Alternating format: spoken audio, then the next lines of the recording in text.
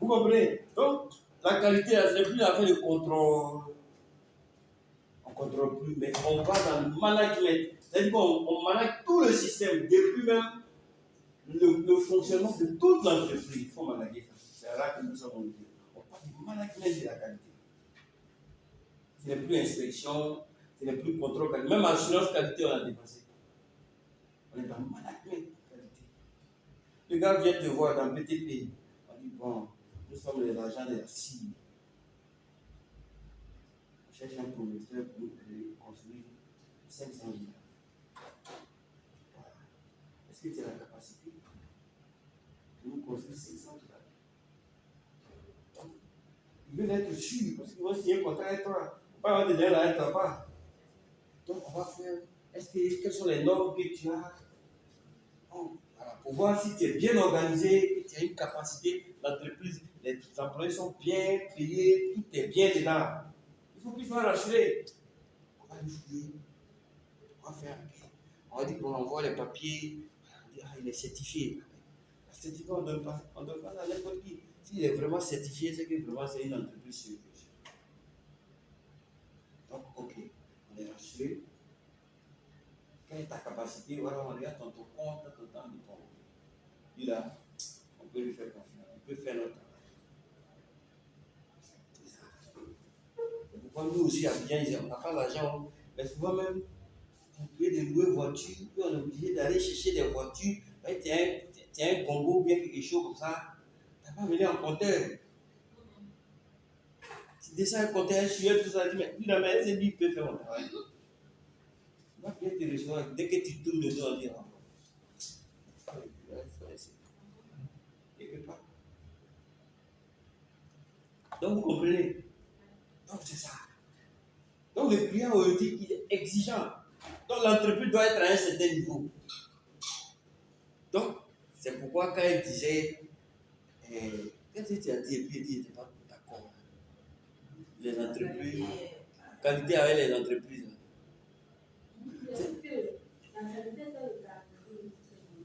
Voilà, c'est pas le carrefour, mais c'est devenu incontournable. Quand tu veux être une entreprise sérieuse, tu veux aller loin, tu es obligé de faire la qualité. Parce que si c'est pour prendre les petits marchés d'Abidjan ici, il n'y a pas de problème. Mais quand tu vas voir maintenant un gros client qui est à l'extérieur, lui, il veut se racheter. Donc, les entreprises roulent ici sans qualité, sans la qualité souvent. Mais quand ils ont commencé à avoir un gros marché, pour avoir un certain niveau là, tu es obligé de te mettre dans les certifications pour rassurer ton client qu'effectivement tu peux faire son travail. C'est bon?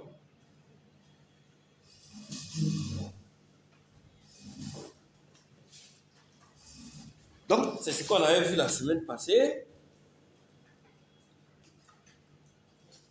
Donc, vous voyez un peu l'évolution de la qualité. Au fur et à mesure que le client il connaît ses droits, il devient exigeant. Vous voyez que la qualité change de forme. Au début, on était à l'inspection à zéro, là, entre les deux axes. Accent sur le producteur.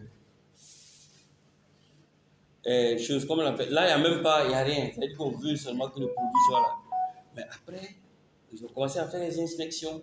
Après les inspections, au fur et à mesure que les exigences du client deviennent de plus accentuées, on fait les vérifications. Après, assurance. Après, gestion intégrale de la qualité. Aujourd'hui, on parle de management qualité. Donc, voilà comment la qualité a évolué.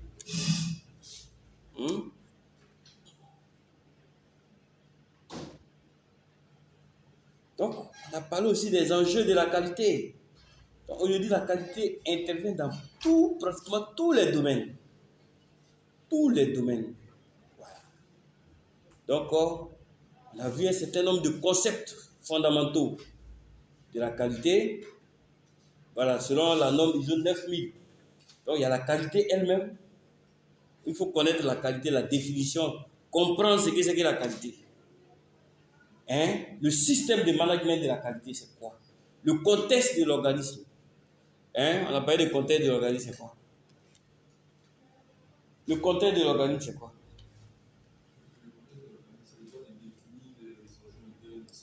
Mhm.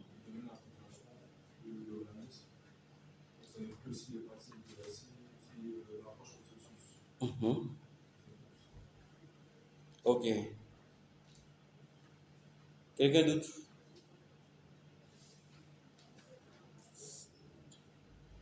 Quelqu'un d'autre? Hmm? Quelqu'un d'autre? On a parlé de contexte ici, non? On n'a pas parlé de ça. Voilà, le contexte, c'est quoi?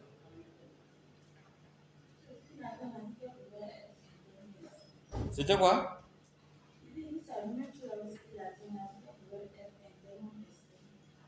Oui, mais moi, je veux un peu approfondir. Il a parlé d'enjeux internes et externes. Les enjeux internes et externes, voilà, c'est quoi?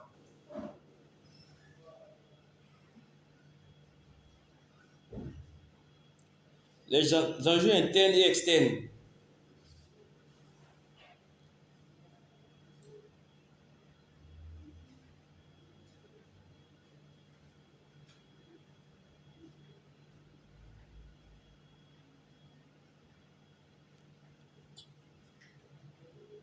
Les enjeux internes et externes.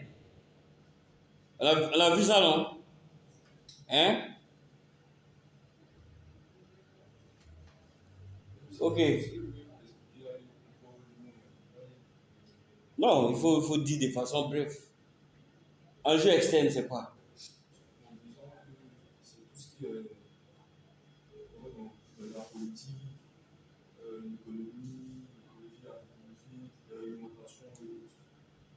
Je suis d'accord avec la réglementation. Mais le reste, je ne suis pas d'accord. Les enjeux externes. Sinon, je suis d'accord avec opportunité, menace, oui. Mhm. Ok. Donc, les enjeux externes, c'est-à-dire que l'entreprise, tout ça c'est révisé, je ne suis même pas encore entré dans.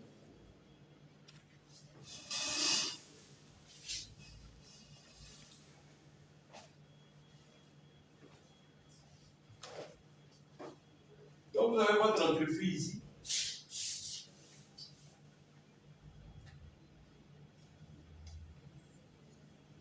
L'entreprise ici, elle est au milieu ici. Donc, l'entreprise là, si c'est BTP par exemple, on appelle ça BTP. Entreprise. Ici, on a les enjeux externes. Et puis, on a les enjeux internes.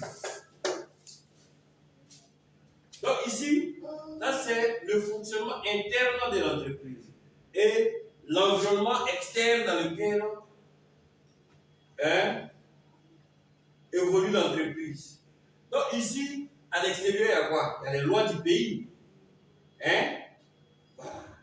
Les lois du pays dans lesquelles l'entreprise évolue. Vous pouvez faire une entreprise, ou bien vous avez une entreprise qui fait cigarettes. Et puis vous êtes en Arabie Saoudite. Ou bien la boisson. Est-ce que l'environnement externe sera favorable? Les lois sont strictes. Donc vous-même là, vous savez que votre entreprise ne va pas évoluer dans l'interne. Vous comprenez? Prenons le contexte ivoirien. Environnement externe pour vous qui avez des entreprises. Il y a des menaces. Par exemple, 2025, il y a élection. Et chaque fois qu'il y a élection en Côte d'Ivoire, on sait ce qui se passe.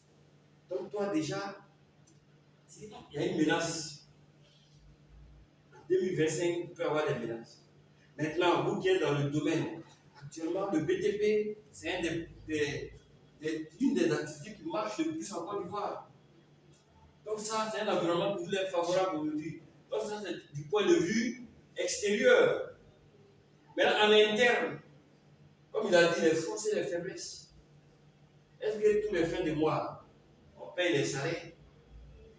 Quelle est l'ambiance dans l'entreprise? Est-ce qu'on a un DG qui, quand il vient là, il salue personne et puis il prend son sac, il va dans son bureau? Il n'y a pas de communication. C'est la dictature. Donc ça, c'est votre fonctionnement interne. Est-ce que l'entreprise fonctionne bien à l'interne? Est-ce qu'il y a les moyens pour exécuter les travaux, tout ça là? Est-ce que les salaires sont payés? Comment est-ce qu'à l'intérieur de l'entreprise, les choses se passent? Ça, c'est un jeu interne. C'est bon? Maintenant, à l'extérieur, il y a un élément qui est important. Qui sont les concurrents? Hein? Quels sont ceux qui sont vos concurrents dans votre domaine d'activité? Donc, c'est tout ça là. Ça, on n'a pas parlé de ça la fois. Donc, c'est tout ça là qui concerne le contexte de l'organisme. Ça va? Les parties intéressées. Qu'est-ce que les parties intéressées?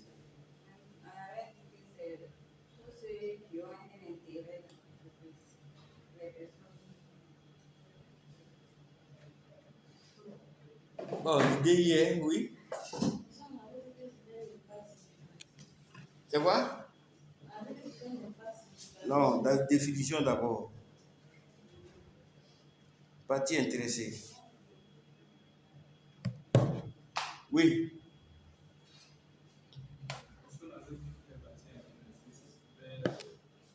Celle qui présentait un impact significatif sur l'entreprise et les inquiétudes de l'entreprise. J'ai dit partie intéressée d'abord. Oui, quelqu'un d'autre, ok. L'idée hier, mais. Oui.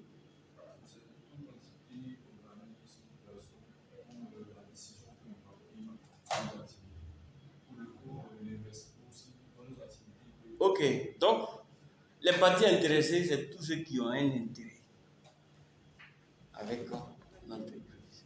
Maintenant, parmi ces parties intéressées, il y en a qui sont pertinents et il y en a qui ne sont pas pertinents. Quand ils sont pertinents, comme il a dit là, quand ils sont pertinents, l'impact de l'entreprise ou bien leur impact est très significatif.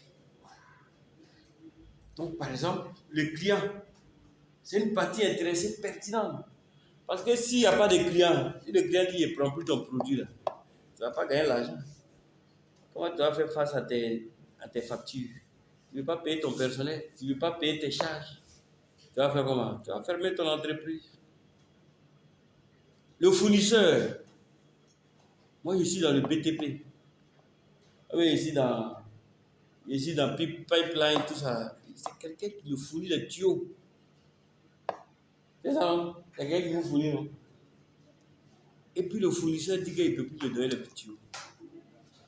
Comment est-ce que le pipeline peut exercer son activité? Il prend les tuyaux chez quelqu'un, puis il pose les tuyaux. Maintenant, celui-là, le fournisseur a dit que lui, il ne peut plus lui donner le tuyau. Mais son activité va s'arrêter. L'entreprise va fermer. Puis on va se regarder. Ou bien BTP. CIMAF. Ou bien, si ce n'est pas c'est Ciment Cuirasse, ou bien, bon, je ne sais pas. Et dit bon, et de plus, le ciment. Vous avez fait comment? Et dit tous ceux qui donnent ciment là, et dit de plus ciment, vous faites comment? Les travaux vont s'arrêter. C'est fini. C'est fini. Ça là, ce que tu dis là, ça c'est après 5 ans, vous allez chercher à faire tes cuites ou bien un truc. Mais dans l'immédiat là, vous aussi vous partez vous reposer. Hein? Votre activité va s'arrêter. Donc vous voyez que les parties intéressées qui sont pertinentes sont importantes. Maintenant, toi tu es à ton bureau. Et puis, il y a quelqu'un qui balaye tous les jours. C'est une partie intéressée aussi. Mais lui, il est fâché. Et puis il dit aujourd'hui, lui, il ne vient pas balayer. Mais il peut balayer. Donc lui, il n'est pas pertinent. Ça ne peut pas empêcher ton entreprise de fonctionner. Les banques, est-ce que c'est pertinent ou c'est pas pertinent? Tu as pris tout ton argent, tu mets dans une banque. Et puis banque les fermée. Ça, c'est une partie intéressée pertinente. Ça va? Le soutien de la direction. Le soutien de la direction, c'est important. Quand on est dans un système qualité, c'est d'abord le système de management qualité, la mise en œuvre. C'est d'abord une décision de la direction générale. Donc, c'est la direction qui donne les objectifs, les orientations, et puis qui donne les moyens. Donc, si la direction n'est pas impliquée, là, votre projet de qualité, là, ça ne va jamais aboutir. Il y en a qui ont commencé. Moi, j'ai certifié une entreprise qui était sous-traitant de CNPS. Grand CNPS. Je crois qu'ils avaient ISO 9001 version 2008. Et ils cherchaient à avoir la version 2015. J'ai dit, jusqu'à présent, ils n'ont pas eu ça. C'est quel moyen CNPS là-bas? Mais je suis resté à l'entreprise en 2 ans. Elle est certifiée. Les cadres, les boss même de CNPS, la même chose. Vous avez fait comment même? Vous avez fait comment? Donc c'est là ils sont certifiés aussi. Hein? Donc ils pensaient que c'était une affaire d'argent. C'est une volonté. Parce que la direction n'en fait pas sa priorité. Donc les gens envoient les plaintes, ça n'intéresse pas. Donc ce que la qualité dit de faire, si vous ne le faites pas, il faut avoir tout l'argent du monde. Ils sont bien payés, ils ont l'argent, tout ça. Mais quand le service de qualité remonte les informations, les gens ne s'occupent pas de ça. Les autres, ils ne s'occupent pas. Personne ne s'occupe. Donc les choses restent comme ça. Donc ils sont restés jusqu'à présent. Ils n'ont pas encore version 2015. Donc c'est là.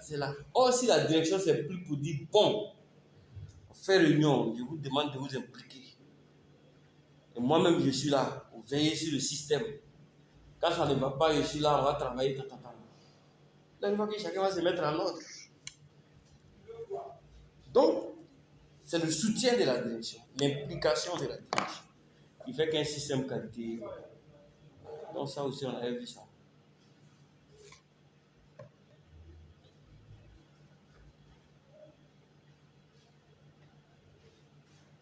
Ça, c'est révision. Hein.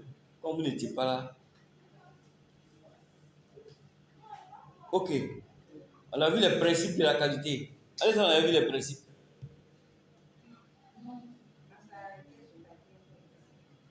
Ah, on s'est arrêté sur les parties intéressées. Ah, d'accord. Donc, ok, donc, on revient.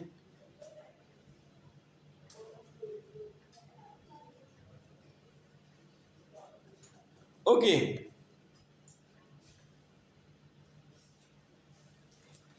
Donc, si on parle de parties intéressées, donc, c'est ça. Donc, c'est important pour l'entreprise. C'est vrai.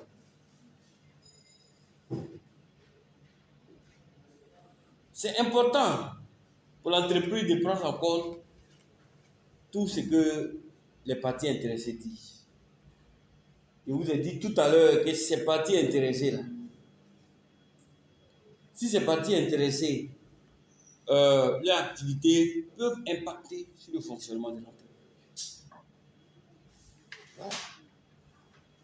Tout comme le fonctionnement de l'entreprise peut impacter sur leur fonctionnement. Mais nous, on est là en tant qu'entreprise. Et donc, les parties intéressées, c'est très, très, très, très important. Donc, dans les domaines, dans les systèmes qualité, on va revenir tout à l'heure dessus. Ce que le service qualité doit faire au niveau des parties intéressées, il faut les identifier d'abord. Quelles sont toutes les parties intéressées qui sont pertinentes?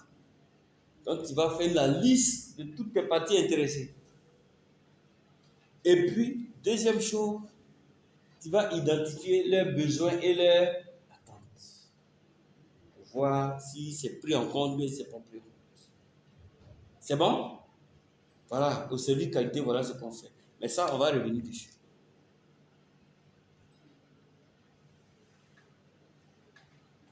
Donc, les parties intéressées sont très importantes. Et on doit avoir de bonnes relations avec eux. Ça aussi, on va revenir dessus dans les principes. Le soutien de la direction, comme je l'avais dit là, je pense qu'on avait déjà fait ça. Donc, le soutien de la direction consiste à quoi? La direction doit mettre à disposition les ressources humaines et les autres ressources. Donc, c'est la direction qui met à disposition un personnel qui est compétent. Parce que c'est ça aussi, hein, si le personnel n'est pas compétent, on ne va pas atteindre l'objectif du système qualité. Et toutes les ressources, c'est la direction qui doit mettre ça à disposition. C'est la direction qui doit permettre la surveillance des processus et des résultats. La direction doit s'assurer que les risques et les opportunités sont déterminés et évalués. Et la direction doit permettre que des actions appropriées soient mises en place. Donc, le soutien de la direction, de façon globale, donc, va se traduire par la mise à disposition des ressources humaines. Donc, vous voyez souvent, quand vous partez dans Éducarrière, quand une entreprise est engagée dans une démarche, elle cherche un responsable qualité ou bien un assistant qualité. Ceux qui cherchent assistant qualité, très souvent, ils ont déjà quelqu'un dans l'entreprise qui gère ce département. Mais il n'est pas spécialiste de la chose. Donc, il y a quelqu'un qui va venir faire le travail. Il lui rend compte. Donc, le directeur peut détacher peut-être le sous-directeur ou bien un chef de département pour dire qu'il y a une responsable qualité. Mais le gars ne connaît pas grand-chose en matière de qualité. On prend l'assistant qualité. Et lui, il connaît. Il va venir et il fait le travail. Et bon, très souvent, si les objectifs sont atteints, on peut le confirmer sur sa qualité. Et puis l'autre va retourner à son service. Voilà.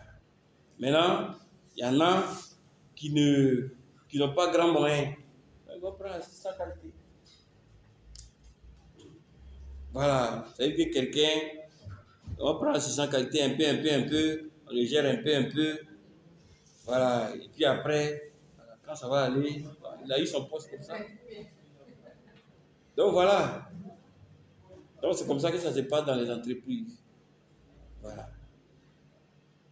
Donc, c'est un élément important. Donc, mise à disposition des ressources humaines. Les compétences. Est-ce que les gens qui ont été mis à disposition ont les compétences? La sensibilisation, parce que la qualité, là, ce n'est pas la fonction première dans les entreprises. Ce n'est pas la fonction première dans les entreprises. C'est-à-dire que quelqu'un est responsable des ressources humaines, quelqu'un est responsable des ressources financières, quelqu'un est chargé de la logistique. Maintenant, l'entreprise décide de s'engager dans un système qualité, ça fait un travail de plus pour lui. Donc, il y en a même qui boudent la qualité carrément. Parce que ce n'est pas pour la qualité d'abord qu'il est venu. C'est un travail supplémentaire qu'on vient lui demander. Donc, il ne s'intéresse pas trop.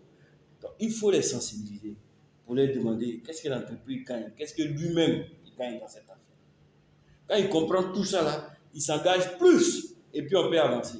Donc il faut sensibiliser, il faut communiquer et c'est la direction qui va veiller sur tout ça, tous ces aspects.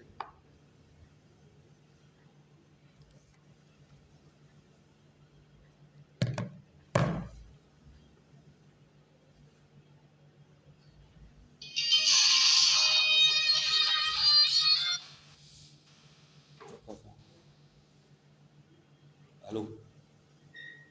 Oui. Ah d'accord. Ok, attends, à 10 heures. Ok, donc, ah, ça c'est bien pensé. D'accord, ok, tout à l'heure.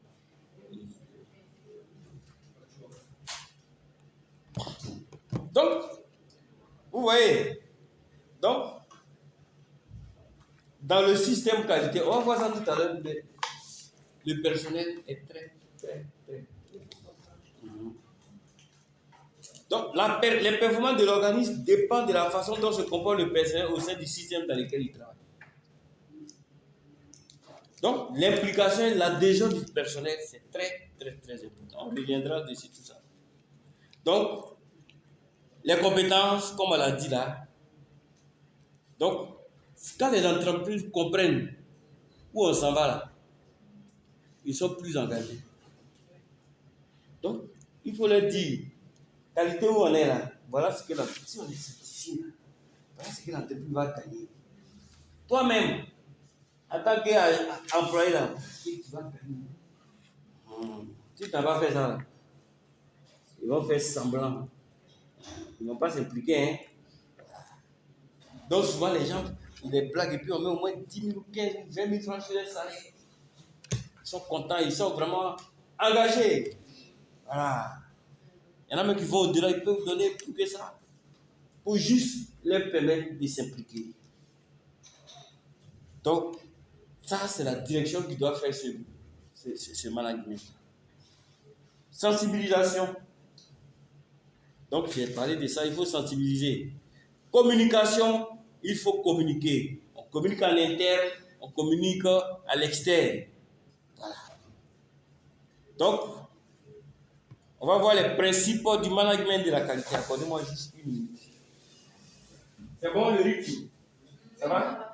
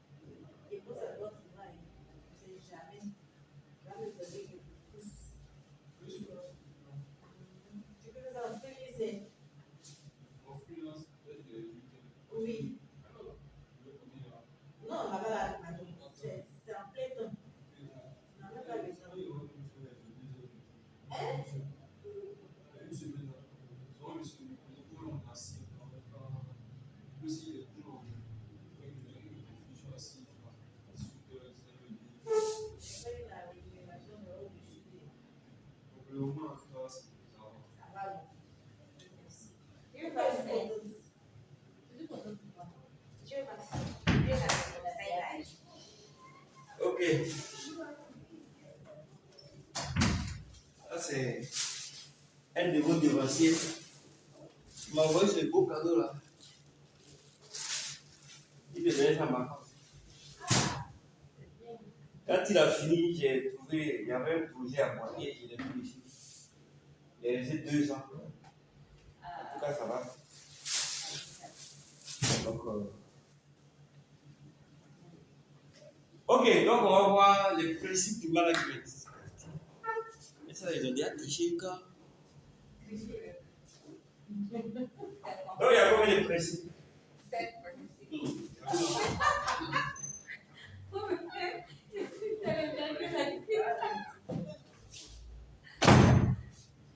Ok. Donc, les principes de la qualité sont au nombre de 7. Premier principe. L'orientation, Oh. le leadership, Qui est? l'implication du personnel, la processus, l'amélioration, la prise de Moi, j'ai décision. tiré le bout. Ah, d'accord. Ok. Donc, la qualité a 7 principes. Voilà, on va voir ça. Et ce que je voulais que vous reteniez, c'est-à-dire que j'ai fait ça de sorte que vous puissiez comprendre, vous en tant que responsable qualité, assistant qualité, dans chaque principe, ce que vous devez faire. C'est ça qui est important. C'est bon? Ah.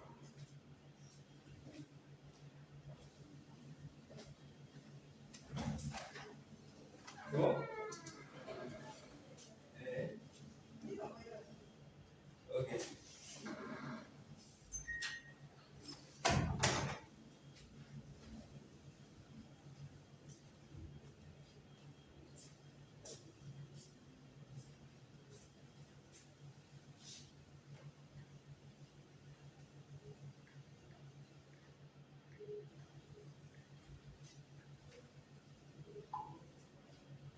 Ok.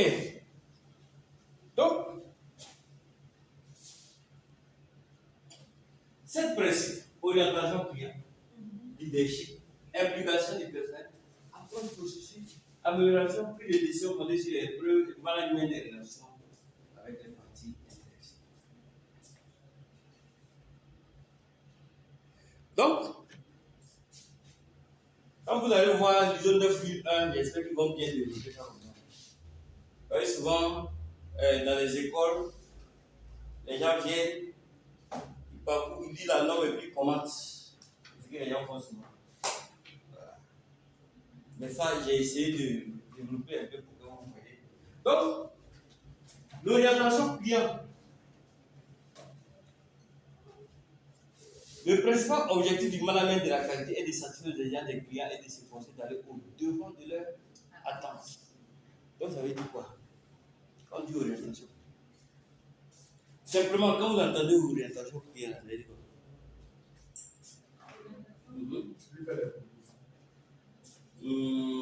Mais c'est un peu plus que ça. Quand on dit orientation client, ça veut dire quoi? Moi, c'est ça. Je veux que l'idée reste. Moi, c'est l'idée, quoi. Diriger le client vers un résultat satisfaisant. Ok, l'idée est dedans. Oui. L'orientation client. Identifier les besoins et attendre, mais effectivement, mais ça c'est dans l'action. Mais quand on dit principe 1 de la qualité, l'orientation client, ça veut dire que cette norme, la qualité, là, son premier objectif, c'est la satisfaction du client. Donc tout ce que la norme ISO 9000, vous allez voir ça plus tard, ou bien la qualité, c'est l'ISO 9001 qui parle des exigences de la qualité. Quand on veut parler de qualité, même là, c'est 9000. Toutes les normes de 9000, là, c'est qualité spéciale. Si c'est 14001, ça c'est choses environnement. Donc, les principes de la qualité, là. L'orientation client. C'est-à-dire que la norme, là, ou bien la qualité, elle est orientée client. C'est tout ce qu'elle recherche, tout ce que qualité recherche, là, c'est comment faire pour que le client soit satisfait. C'est ça qui est dans sa tête. Donc tout ce que la qualité fait là, c'est en vue de satisfaire le client. Bonjour. Vous comprenez, non? Tout ce que la qualité fait là, c'est pour que à la fin, là, le client soit satisfait. Vous comprenez ça comme ça, terre à terre. Orientation, client. Donc, le principal objectif du management de la qualité est de satisfaire aux exigences des clients et de forcer d'aller au devant de leurs attentes. Et de se forcer d'aller au devant de leurs attentes, c'est quoi? Ça, j'ai expliqué ça ce matin.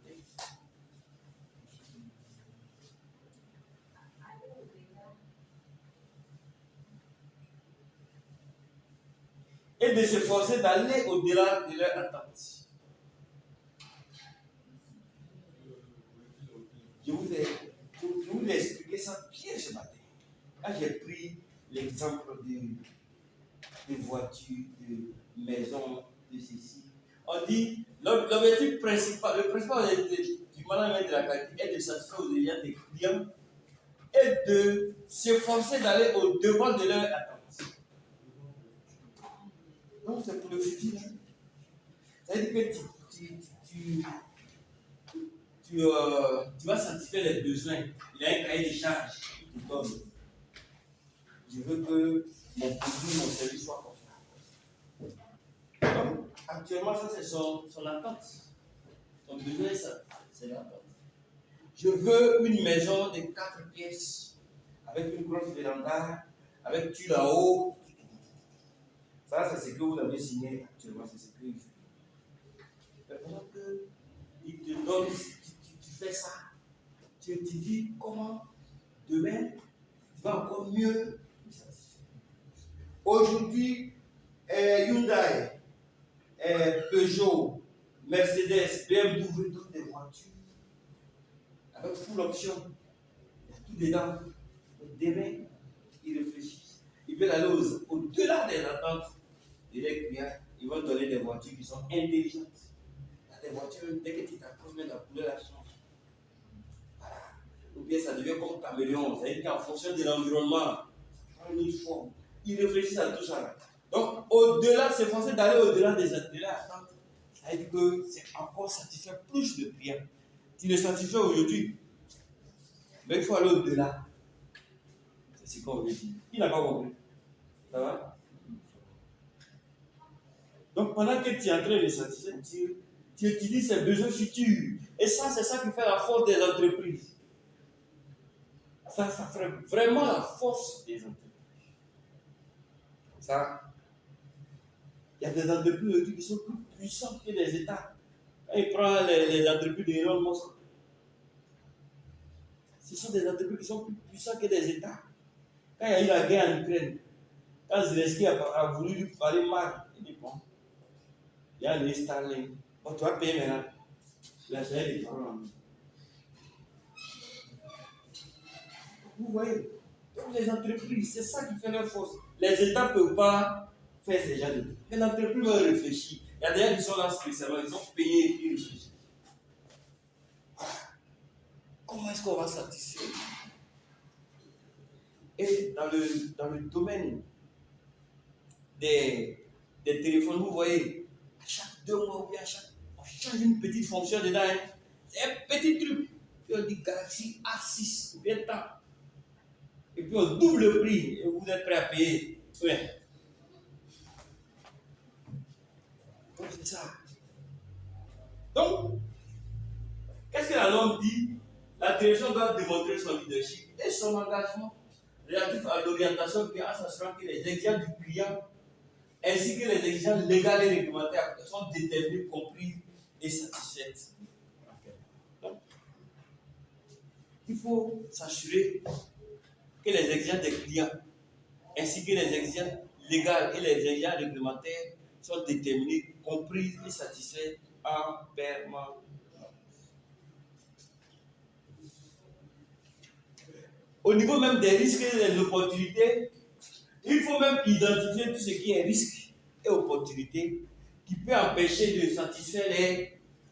On va revenir sur les risques et les opportunités. Mais qu'est-ce qu'un risque?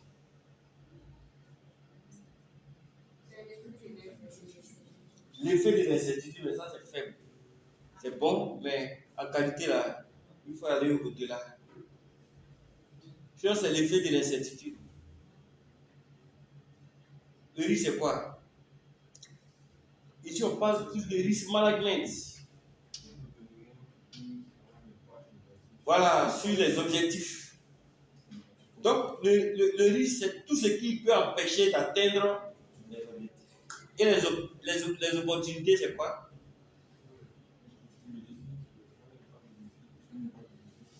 C'est l'effet bénéfique du risque. Exemple, je vous ai donné un exemple ici. Non? Exemple, le bâtiment. Si tu construis un bâtiment qui après ça tombe, tu perds. Oui, mais ce n'est pas trop dans ce sens. Il y a le risque.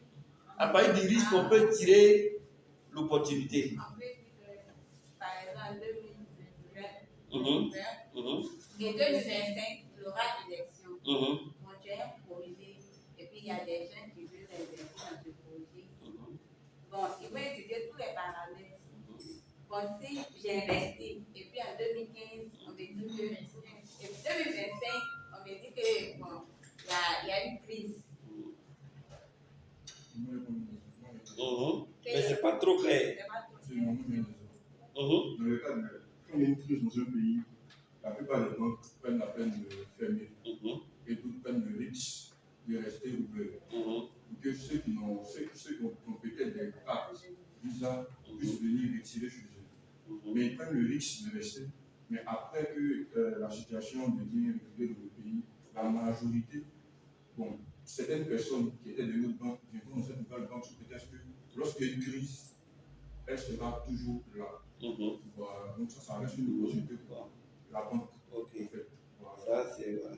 Mais on va revenir dessus. Je vais vous donner un exemple clair et puis vous allez comprendre. On passe dessus simplement. Et donc, la priorité pour l'entreprise, c'est comment accroître la satisfaction des clients. Ça, c'est orientation client. Donc, quelles sont les orientations clients? Quand une entreprise respecte ce principe, quels sont les bénéfices? Augmentation de la valeur pour le client, ça veut dire quoi? Augmentation de la valeur pour le client.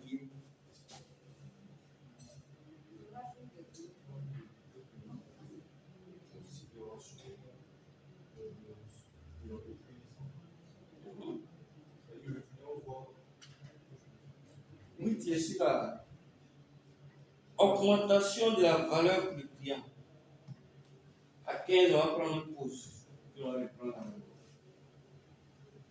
Le client a plus en fait d'estime, plus d'estime pour le client. C'est le contraire.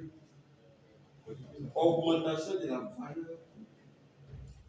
C'est bien fidèle, quel que soit alpha. Augmentation de la valeur.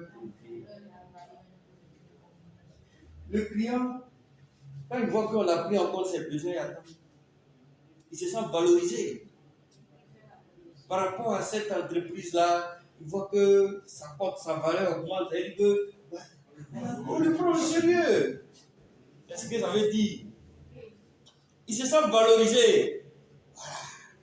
Voilà. Quand il vient dans l'entreprise, vous voyez, je suis allé, le gars qui m'a donné ça, quand il faisait les missions à Boaké, et puis je suis allé le déposer là-bas. Quand les gens me donnent les chèques, je viens à NCA. Et NCA, la pauvreté est difficile, c'est compliqué. Et puis c'est un jour, quelqu'un de là-bas m'a dit non, ici là, c'est les entrepreneurs, les grands cas qui sont privilégiés. Donc quand ils envoient les agents comme ça, les agents peuvent rester derrière avant de compter l'argent. Ils ont tout le temps pour les petits. Vous comprenez? Donc, gros clients, là, quand ils viennent, on les met dans un salon VIP. On leur donne un petit thé, et puis il vient déposer au moins 50 millions. Hein? Vous tous qui êtes réunis ici, et puis vous êtes à votre petit dépôt là-bas, ça peut même pas faire 10 millions. C'est ça. On les met dans un salon VIP. On donne un peu de café, et puis il y a quelqu'un spécial pour compter son argent. Donc un gars comme ça, auprès de la banque, c'est ça, valoriser. Vous comprenez? C'est comme ça. Donc, augmentation de la valeur. Donc, est-ce qu'il ne va pas venir tous les jours? Il va venir. Augmentation de la satisfaction du client. Ça, vous comprenez ça? Amélioration de la fidélité du client. Puisqu'on le prend au sérieux, il va être fidèle. C'est tout. Amélioration de l'activité commerciale récurrente. Donc, l'entreprise va augmenter son activité. Amélioration de l'image de l'entreprise auprès des clients. Élargissement du panel des clients. Donc, beaucoup de clients, augmentation des ventes et des parts des marchés, évidemment. C'est bon? Vous comprenez cette partie-là? Donc, vous, en tant que responsable qualité dans l'entreprise, qu'est-ce que vous pouvez faire? Voilà, concret, assistant qualité, responsable qualité. Par rapport à l'orientation client, vous faites quoi? Votre rôle, il faut identifier les clients directs et indirects pour lesquels l'organisme est créateur de valeur. Donc ici, c'est les clients qui sont pertinents. C'est bon? Il faut identifier ces clients-là. Comprendre les besoins et les attentes présents et futurs des clients. Donc c'est ça. Donc vous allez mener des enquêtes, retour d'informations clients, vous allez étudier ça pour vos services qualité, tout ça, vous allez faire ça. Lier les objectifs de l'organisme aux besoins et attentes des clients. L'entreprise a un objectif. Elle dit, bon, cette année-là, on va construire l'objectif, on va construire 100 villas. Et les 100 villas qu'on va finir, ça va nous rapporter 10 milliards. Maintenant, lier les objectifs de l'organisme aux besoins et attentes des clients. Donc, dans cette optique de faire les 100 villas qui vont nous envoyer 10 milliards, il faut qu'on tienne compte des besoins et attentes. Il ne suffit pas simplement de faire les 100 villas, mais il faut les faire de sorte qu'on tienne compte des besoins et attentes des clients pour qu'ils soient satisfaits. Sinon, on peut faire les 100 villas, on va empocher l'argent. S'ils ne sont pas satisfaits, on n'aura pas le prochain marché. Vous comprenez ça? C'est bon? Communiquer les besoins et attentes des clients à tous les niveaux. Pourquoi? Pourquoi il faut communiquer les besoins et attentes des clients à tous les niveaux de l'entreprise?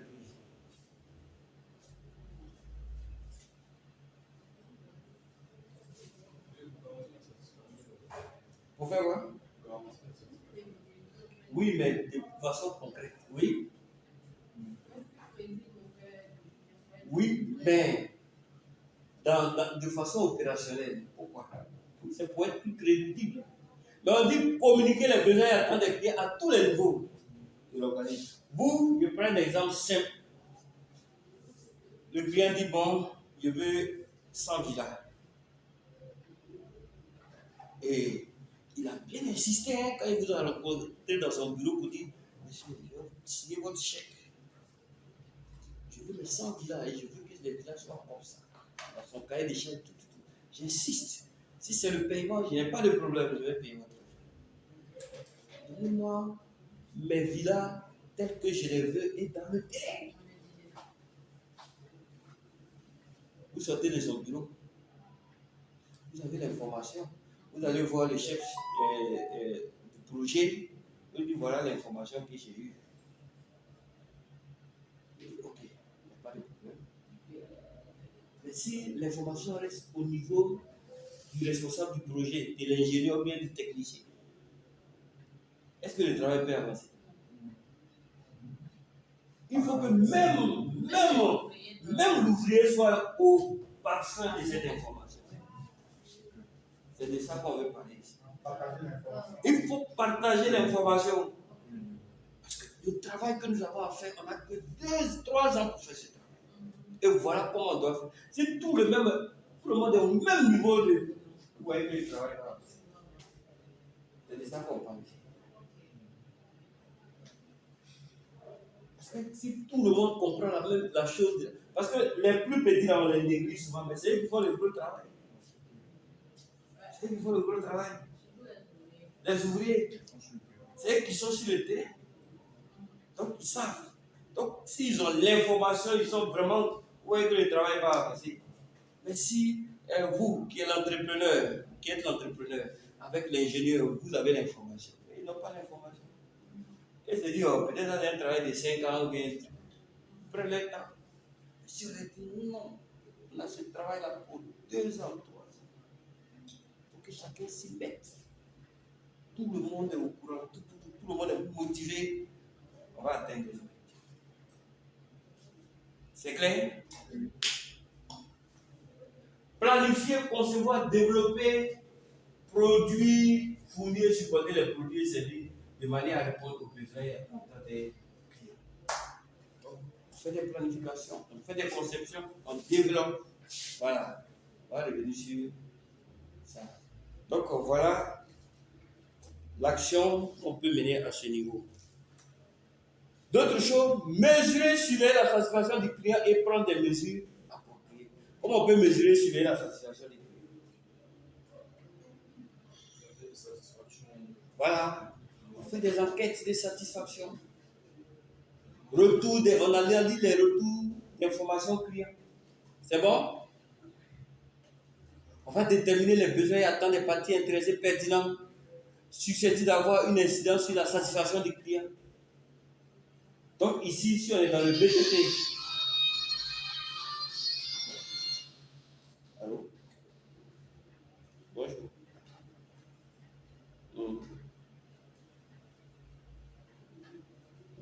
Hein? Ah non. Ils sont partis à l'oreille. Donc, le soir va s'appeler. On va s'appeler. Elle aurait dit ça. Ils ont venu vers 7h, 8h.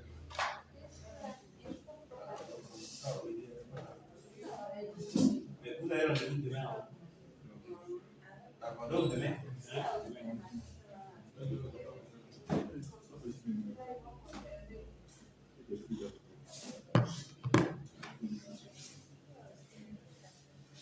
Vous comprenez? Donc, ici, on dit déterminer les besoins et attentes des parties intéressées pertinentes susceptibles d'avoir une incidence sur la satisfaction du client. Donc, on a les parties intéressées à la client, mais cette fois-ci, on laisse le client. Comment vous comprenez cette partie? De façon concrète. Les parties intéressées pertinentes qui peuvent avoir une incidence sur la satisfaction du client.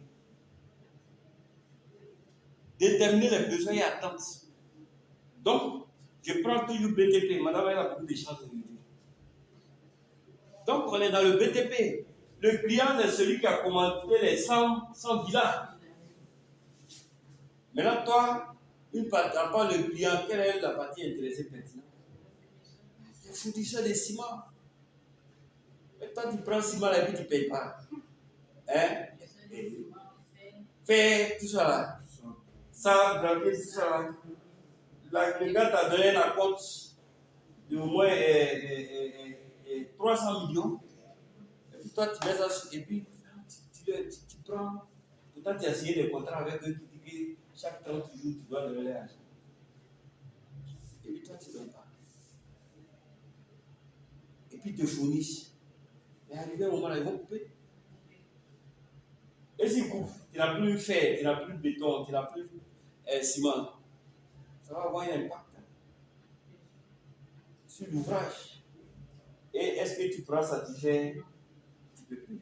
Donc, tu es coincé. Donc, tous ces parties intéressées là, dont l'activité peut influencer sur la satisfaction du client, il faut les identifier. Il faut satisfaire leurs besoins et leurs attentes. Donc, si elle t'a donné l'argent, le client te donne l'argent, tu empoches, tu ne payes pas celui qui t'a donné le fer. Ça fait 5 mois que tu ne le payes pas. Et celui qui donne le ciment, même chose. Il va arrêter. Et puis, j'ai dit, si tu ne continues plus, le client ne sera pas satisfait. Donc, pendant que tu cherches à prendre encore les attentes, les besoins d'attente du client, il faut en faire de même pour les autres parties intéressées. C'est dans ce cadre-là que tu pourras atteindre tes objectifs. Gérer activement les relations avec les clients afin d'obtenir des performances durables. Donc, ça, on va revenir dessus. Gérer activement les relations avec les clients. Oui?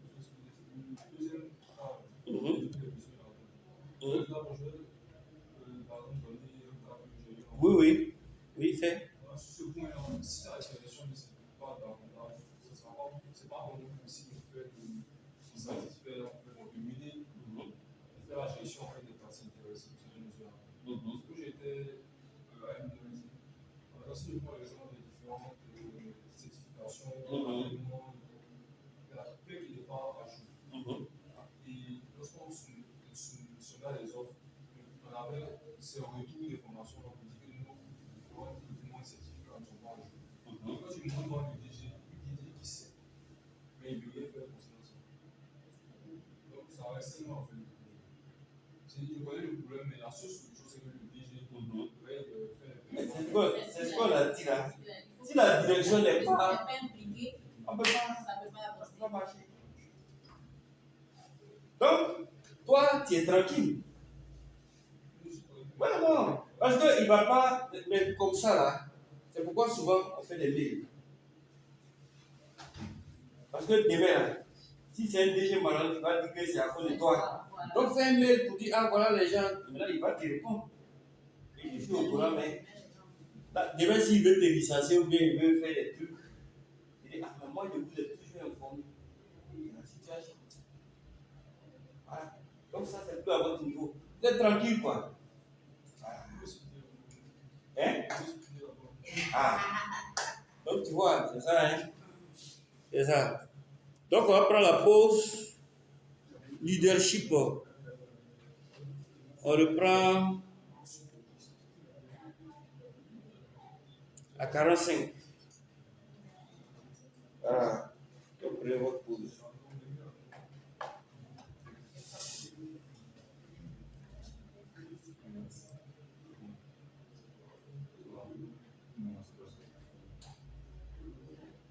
On vous a donné une pause, hein? Pause café.